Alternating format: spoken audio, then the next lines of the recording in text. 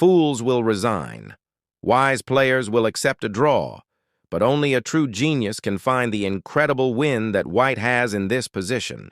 It might seem like there's no way to make any progress, because the black rook will always be able to sacrifice itself for this last pawn and at least secure a draw.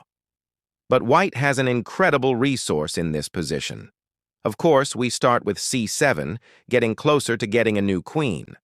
Now, the king is defending c5, and the pawn is defending d8, so there's no way for the rook to prevent the promotion.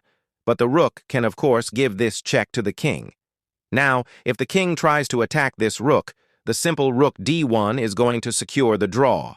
And actually, if we get a queen, we're going to lose this game. And king b7 is going to blunder another draw after rook d7, pinning the pawn to the king and securing the draw for black. So actually, the first very precise move that white has to find here is king b5, relinquishing the control of the pawn, but still defending all of these key squares that don't allow the rook to stop the pawn. But of course, the rook can keep checking us. So actually, we need to keep going down, and the rook has to keep checking us. We go down, and the rook checks us. But now the situation has changed.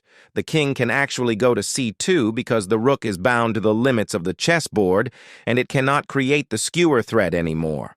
But do not celebrate too soon, because black does have a last mysterious move with rook d4. This sets up an incredible trap. Because if we now try to get a queen, this is actually a blunder after the incredible and brilliant rook c4, attacking the king and the queen, forcing the queen to take, and actually. So believe it or not, the only way for white to win this position is to get a rook.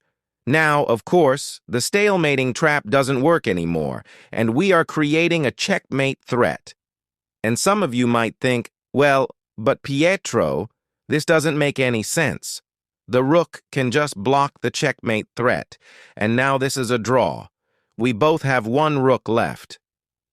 You would be mistaken, because actually, after king b3, we are attacking the rook and creating a new checkmate threat that cannot be stopped in any way, which means that black will have to give us the rook and lose the game like this.